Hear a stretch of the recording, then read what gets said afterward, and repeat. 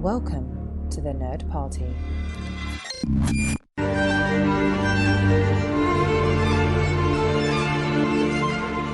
Hello and welcome to the A24 project here on the Nerd Party Network, the only podcast that's taking you through the back catalogue of A24, reviews the latest releases, and brings you interviews with the cast and crew behind these great movies.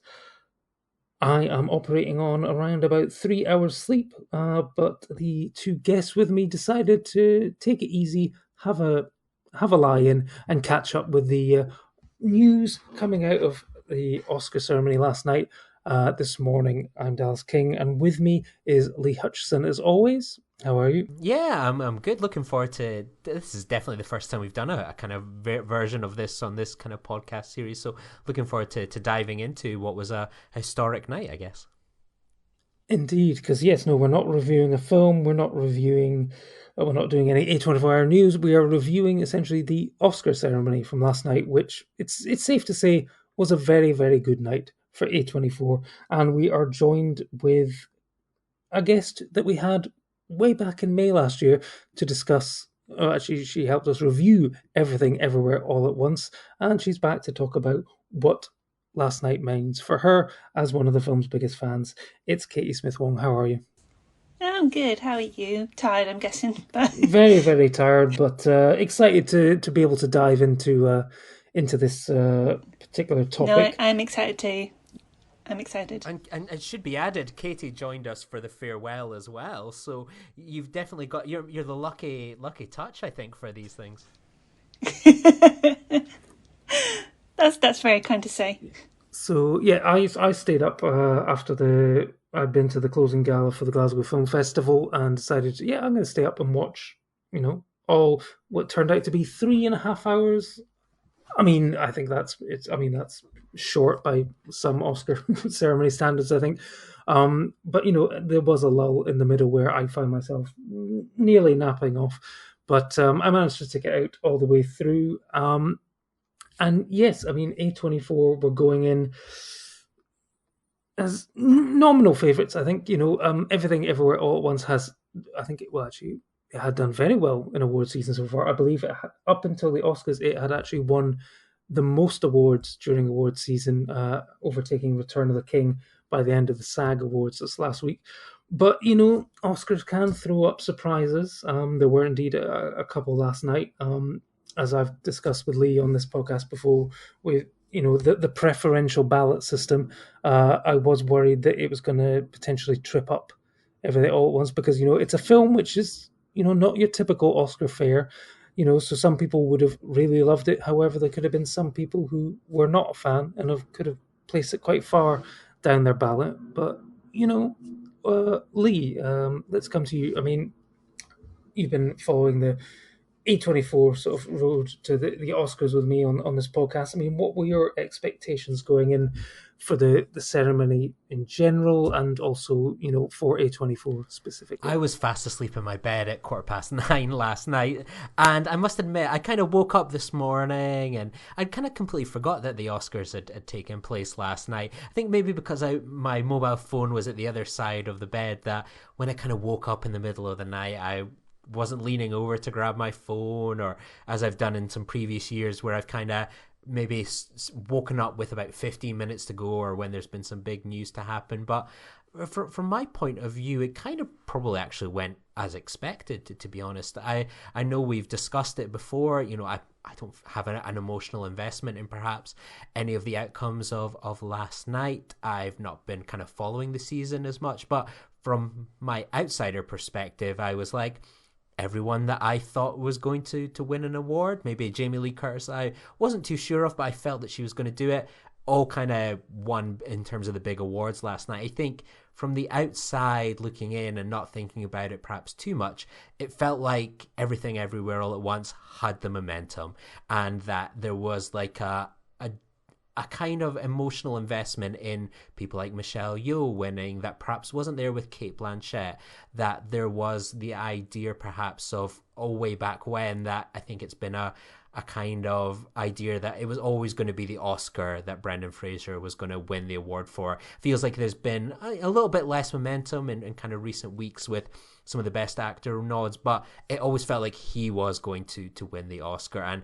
Everything Everywhere at Once was going to win the best film, so it clearly meant that Daniels was going to win. I didn't see momentum for Spielberg or some of the other candidates, and I think I wasn't surprised when I woke up this morning. I think the only thing that caught me by shock was that Jenny from Banshees of Inisherin got rolled out, which I was really happy to hear about. Otherwise, I was like, that went as planned, and good for everyone that won their awards, I think, last night. It maybe wouldn't have been who I would have picked for some of the awards, perhaps, but I have no complaints, and I think it's the larger message behind it is a good one to go out into the world. And sometimes that's the key thing with the Oscars, is it's about sending a message. Sometimes they've hit it wrong over the years, sometimes they hit it quite nicely, like last night, I think. Yeah, well, obviously, apart from the scandal that apparently Jenny the donkey was not the real Jenny the donkey, they just brought in another donkey that they had wandering around LA. I mean, hopefully no one's told Colin Farrell this, because he looked so delighted when Jenny the donkey appeared on stage. So, well, no, I'm sorry that I've ruined that for you. It's the magic of the movies there. So, Katie, you weren't tempted to stay up all night in your Michelle Yeoh Girls on Talks teas watching the results now? No, it's just because I think after several years of hoping for increased diversity at the Academy Awards, I honestly thought that it may not happen. So, plus, work stuff. But anyway, so I was hoping and praying that Michelle Yeoh and Everything Everywhere All at Once would sweep the board and get all the prizes, get all the acting nominations and all the prizes that it fully, truly deserves. And so when I woke up to the news this morning that not only did they win Best Picture and Best Director, but it won Best Supporting Actor, Best Actress, and Best Original Screenplay, I thought, holy crap, it actually happened. This little film, that celebrated Asian talent made it on the biggest stage in Hollywood during the biggest award season of the year, and it just fills me up with pride, because you don't really think of the films starring Asians being noteworthy. I mean, because it premiered in South by Southwest, no one would really think that it would be an Academy Award winner. It's crazy to think this time last year we were talking about this movie going straight to Sky Movies. Like, me and a few friends were like, why don't we just hire like a private screening room so that we can watch this movie in a cinema setting as opposed to a screener on Sky Media Village? And I was desperate to watch it, and I was just waiting for the press opportunity. And so when it hit, 2 minutes later, I'd sent a reply. I had not replied to a screening invite that fast. I got confirmation for the screening the following night, and I caught COVID. I was so upset. I was breaking down inside, because this was a film I'd been looking forward to for months, and then COVID hit. And I thought, I don't want to put everybody at risk, because everyone's going to be watching this movie, but I don't want to be that person who will, knowingly spread COVID. So I stayed at home and reorganized it for another screening. And oh my God, it was just one of those weird experiences that, you never thought that this film that would be so weird and so offbeat could just have such a personal message, especially for Asian audiences. And that's what I think, one, kind of made it shine out at the end. It wasn't the fact that it was quirky. It wasn't the fact, Academy Award winners are always quite heavy hitters in terms of style, in terms of technique and artistry, whereas this is very weird in comparison. And it felt like, okay, this is the Academy appreciating something that is different, and the creativity behind it. And I think that's what their triumph, the Daniels triumph, was, that they were able to bring this weird project into something that is, award worthy. And I think that's the best. That's just the best feeling. Yeah, because I mean, typically a film like this, it would be like you could see where you would be in a situation where you'd be like, well, I can see it winning Best Original Screenplay because there's been films like Being John Malkovich or Eternal Sunshine of the Spotless Mind, which have been quite out there, but the Academy still want to acknowledge them, and it's like, well, the easiest way to do that is, it's got a very bizarre, quirky screenplay, we'll give it Best Original Screenplay, and that's its only chance of success. I mean, you're right. I mean, it's the way that it is broken through is, and I think it's it does showcase all these Asian actors and Asian stories. But if you boil it right down, it is about a story about a mother and a daughter, and that's something which is hugely translatable to audiences all over the world. And I think that's kind of what has captured it, audiences' imaginations about this film, is that they can see. They might not see themselves on screen, but they can still see themselves in that relationship. And I mean, it is. I think it's difficult to understate just how big a result this is, because, like you say, it debuted pretty much a year ago in South by Southwest. To have continued that momentum for a full year to get over the finish line is really quite something. And we can talk about A24 and how they've managed to do this, but I mean, we're looking at a film which has won more, as they call them, above the line Academy Awards than any other film in history in the 95 years in above line is essentially your film, director, screenplay, and then acting things. So you've got 3 acting awards for one particular film, and A24 have actually swept the acting categories, with Brendan Fraser winning for The Whale as well. I mean, it's a huge night for A24, but for this film in particular, I mean, Kate, will come to you first, and then Lee. Was there one particular award that you were the happiest for to see the result of? Obviously, I think I have to say Michelle's win just brought the tears in my eyes. I have the biggest smile on my face just thinking about it, because all through the award season, it was always between Michelle Yeoh and Cate Blanchett, and there was always this little tug of war between them. And even though they've got this really great system in the award ceremonies, they always go and hug each other and all that stuff. I always wanted Michelle Yeoh to win, because she just so deserves it. It's not just because of this film, but she's of the sheer amount of work that she's done. From Super Cop, when she was falling off onto a car bonnet and smashing into a window, and then she doesn't have any professional martial arts training, but she's able to kick ass in Yes Madam and Crouching Tiger, Hidden Dragon, and then be able to provide that icon, that beacon for future generations of Asian actors to aspire to, from Crazy Rich Asians to Shang-Chi, and now Everything Everywhere. It shows that she said in her speech that no one should ever tell a woman that they're past their prime, and she's absolutely right, because this is the kind of performance that is very rare, but it needs to come to a point where you don't have to be overtly glamorous, you don't have to be in the depths of despair. You can, there's range here, and this is one of the very few roles that I kind of remember her showing a lot of range. It's not just physical, it's not just dramatic, there's not just there's comedy here, there's heart here, and for her to be able to combine all of this into one performance and continue to just be completely charismatic with such a straight-laced character as Evelyn, I think that's just an achievement. And yeah, I think she deserves it.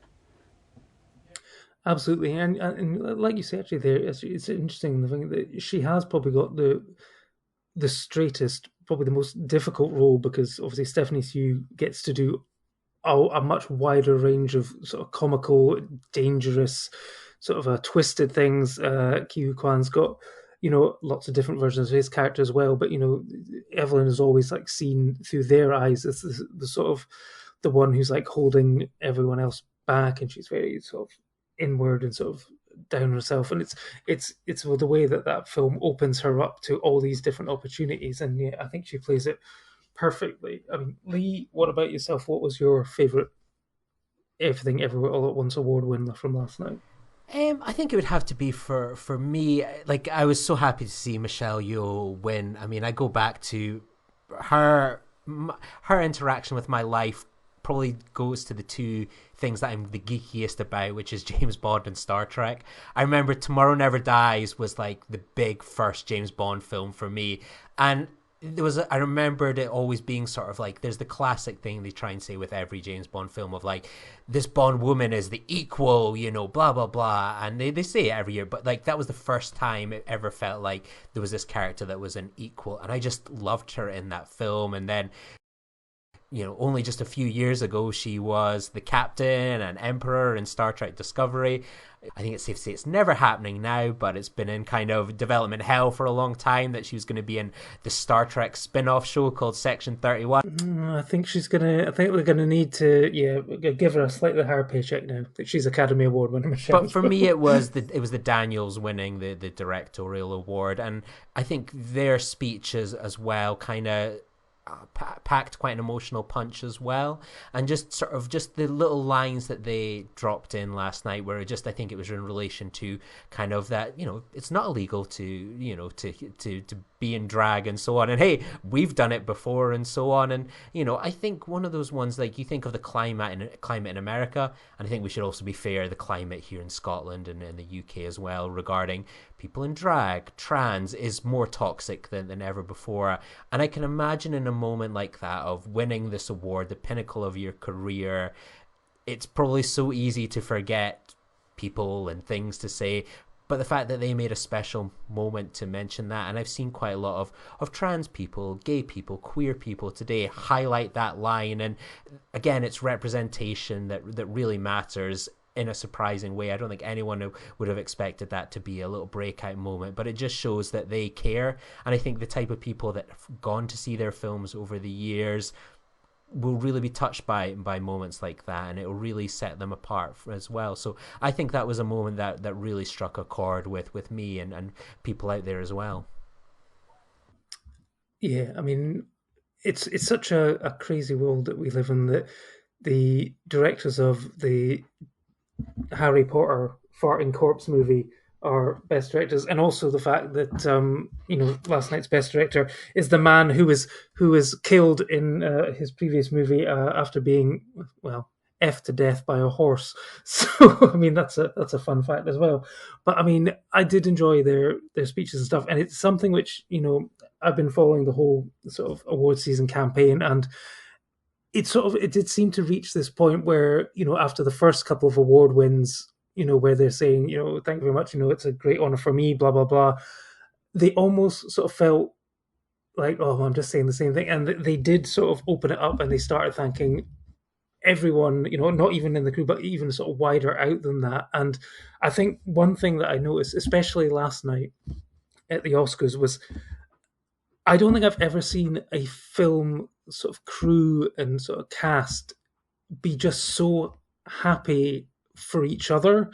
It's like every time someone won, they were up doing the little sort of bagel sign and stuff like that. They were all so genuinely happy. Even like Stephanie Hsu and Jamie Lee Curtis, who were in the same category, they were Stephanie was delighted that Jamie won. If you looked at the reactions of everyone else, however, maybe less so.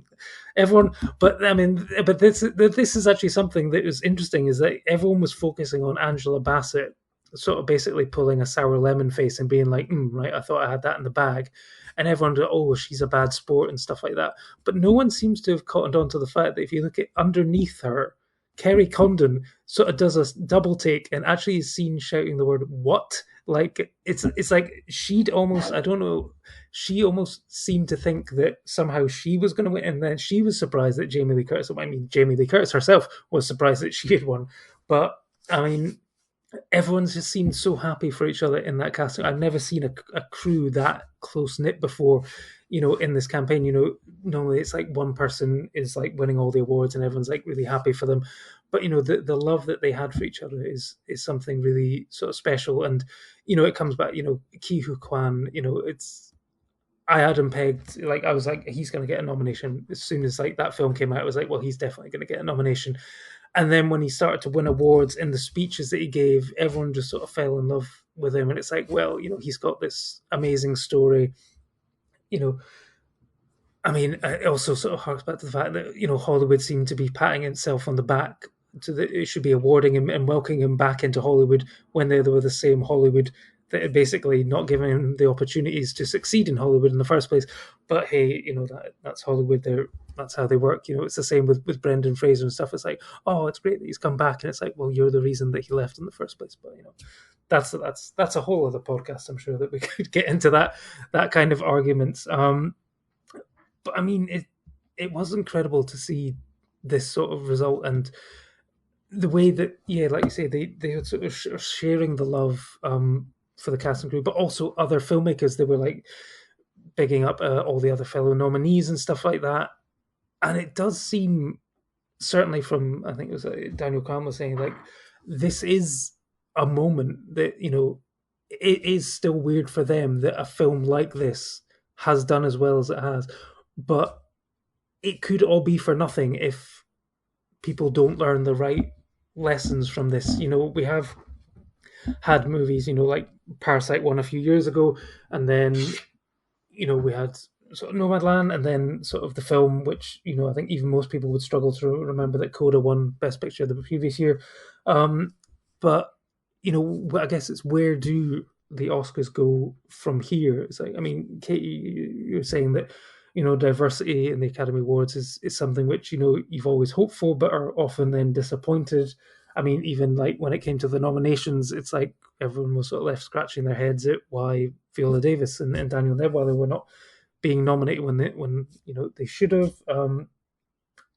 I mean, are you now more hopeful for the future given the results, or are you worried it's just going to be like a quick flash in the pan? I'm hoping it's not a quick flash in the pan, because that would just undo this historic achievement. The whole point of why I feel like, and I'm sure lots of Asians feel so strongly about last night, was to show that Asians don't have to linger in the background. They can actually deliver a story that is not only relatable, but it's creative, it's original, it's inventive, and that Asians shouldn't be reduced to supporting roles or stereotypes or anything that kind of limits their range and limits their talents and opportunities. So what I'm hoping is that after last night, that the industry will accept that Asians have as much right to pursue the roles that they want, to have the narratives that they want to talk, the narratives that they want to share and develop and create with global audiences.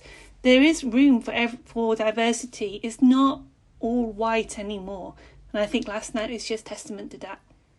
Yeah, absolutely. And one thing Lee, I'm going to ask you on this. We're going to bring in sort of the A24 sort of a discussion here. So I mean, every single person who won last night was thanking A24, and we've discussed previously on the podcast how A24, they take a lot of risks on sort of young filmmakers, new filmmakers, emerging filmmakers. But one thing that they normally do is they let those filmmakers tell their stories.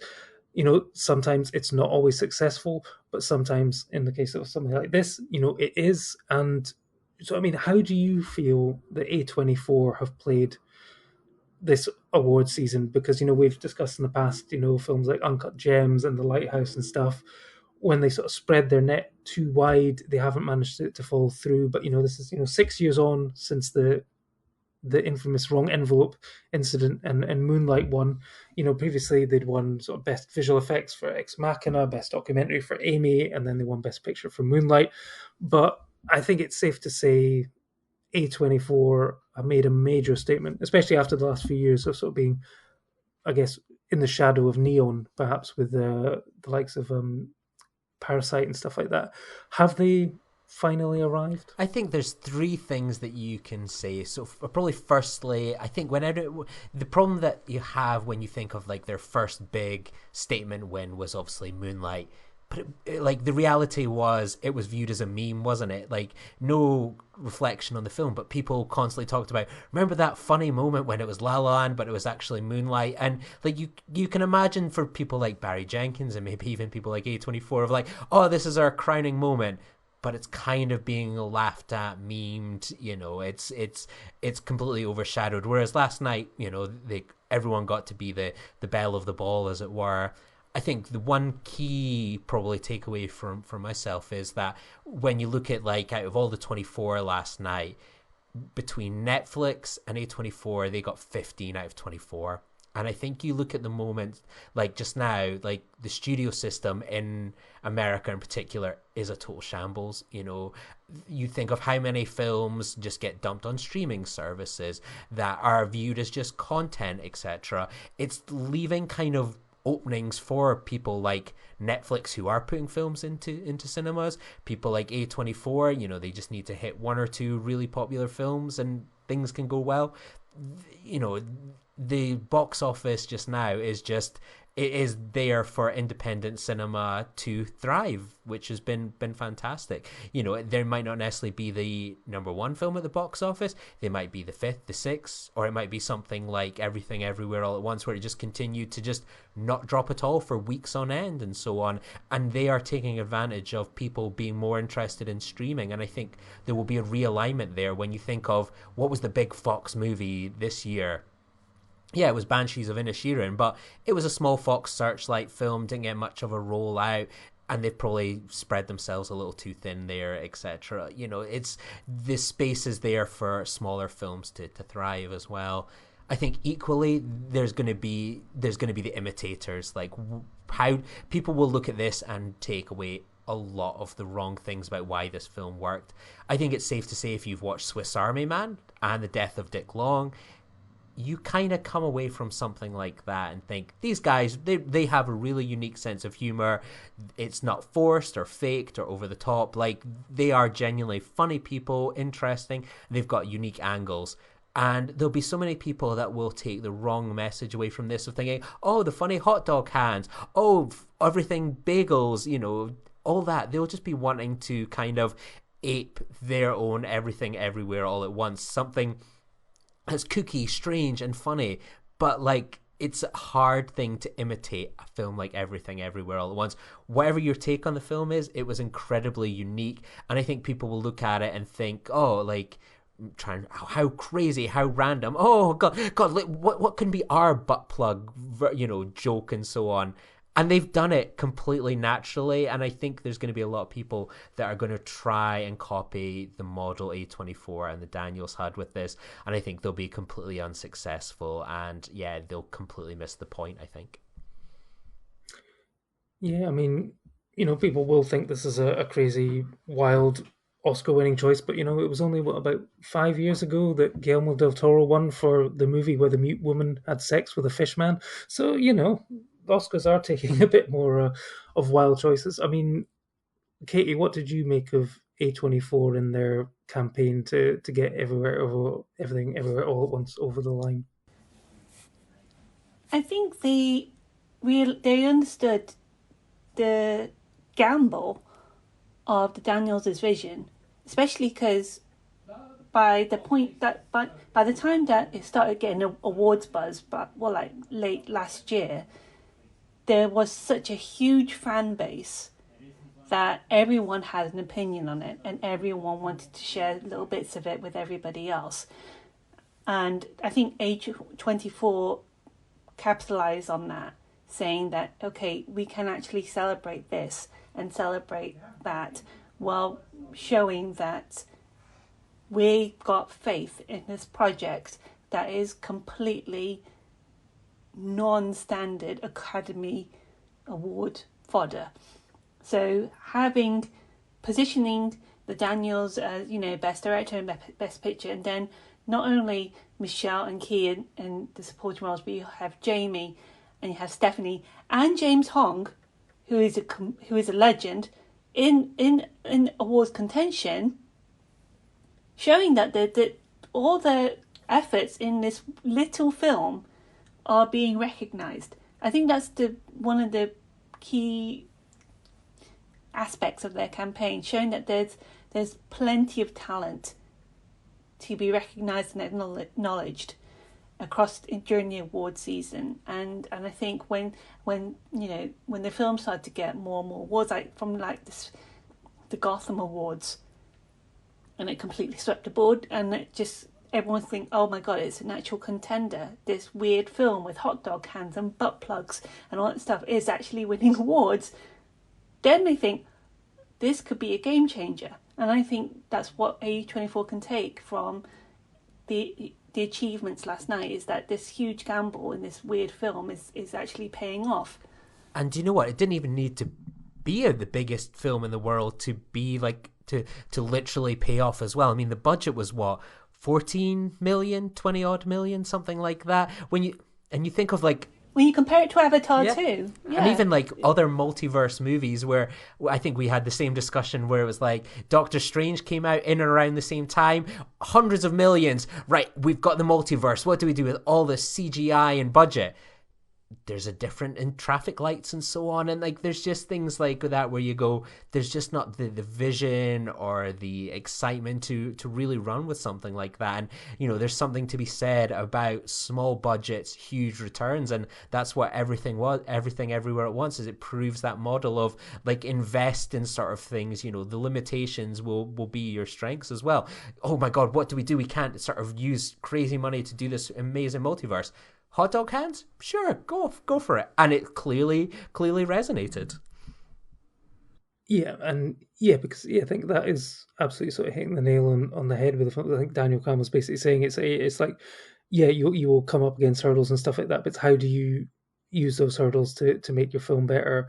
And, you know, how can you let your creativity shine? Especially, I think he was talking about sort of like the sort of coming back after COVID and stuff like that. There's so many limitations, but how can you use those limitations to tell good stories? And I think that's something which, you know, A24 has done. It has taken huge risks and huge gambles, and, you know, not all of them have paid off, but this one has. You know, they backed the right horse this season. You know, there was several potential contenders. I noticed that, you know, The Whale, you know, it looked like that was going to be the one that they would back behind, but other than Brendan Fraser, a lot of that sort of tapered out quite quickly, so they sort of knew which horses to back. And, you know, obviously, I think certainly Lee and myself, we would like to have seen After Sun get like a bigger push, but you know, I'm still actually shocked that, you know, Paul Mescal.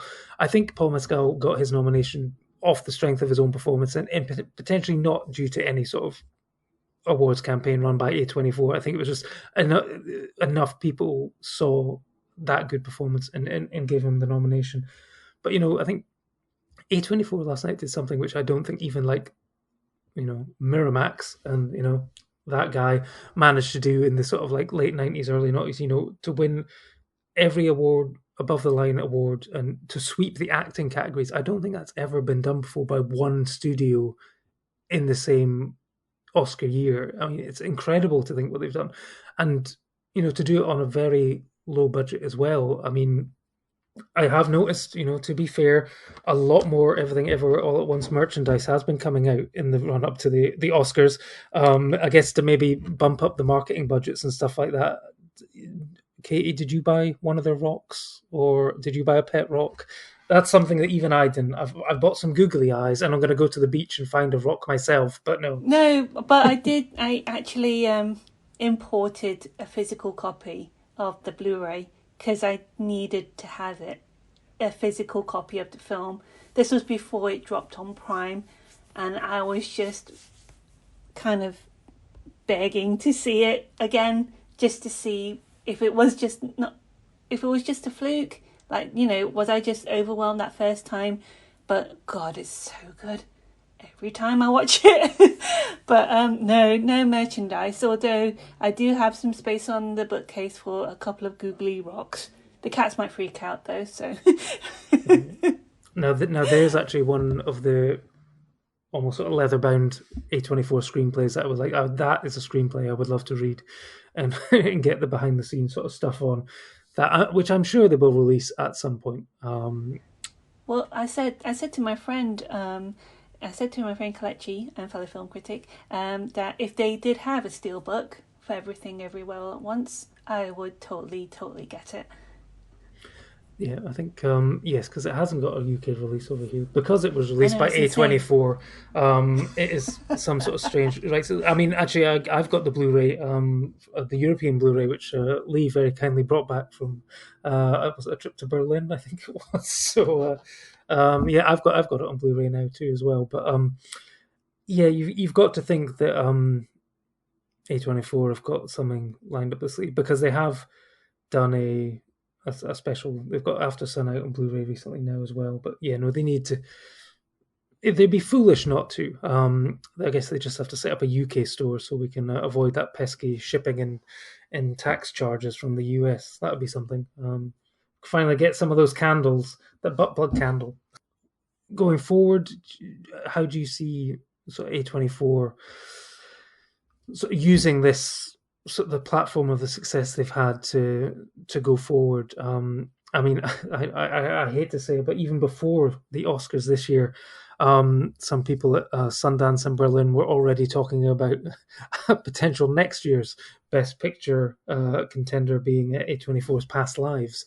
Can they do it again? Will they do it again?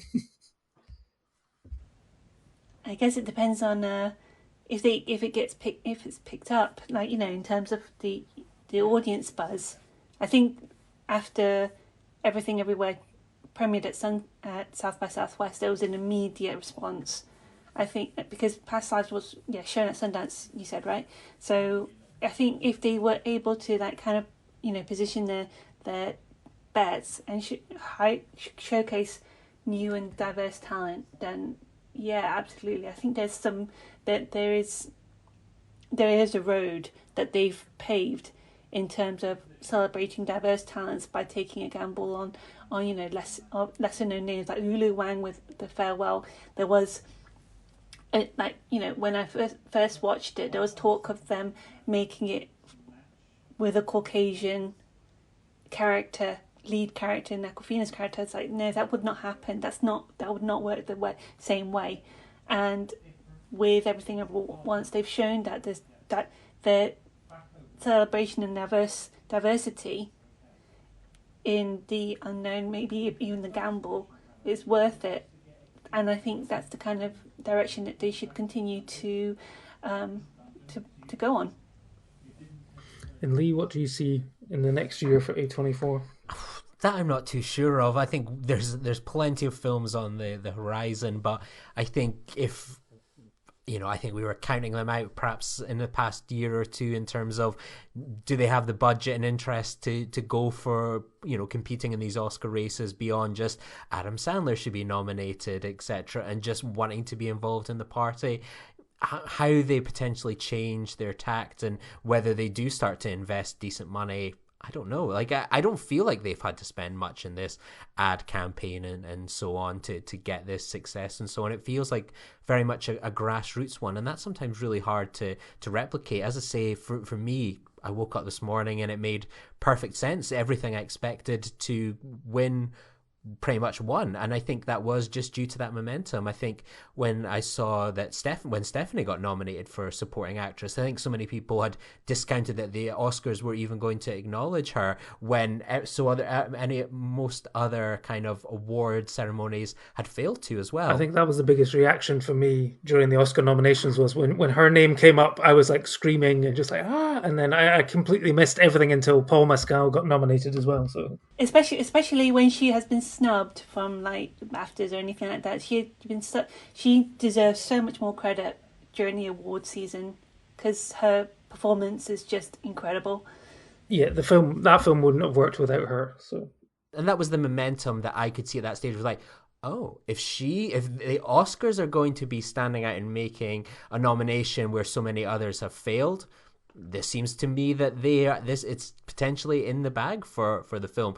Yeah, she might not win it, but it shows that there's clearly a huge level of interest, support, even in some of the minor, or I suppose some of the supporting roles that are being overlooked elsewhere and so on. They recognize something that others aren't, and I'm not surprised that they've seen it through to the end and so on. I guess I should be surprised that I'm surprised, but yeah, I think it's been a positive sign.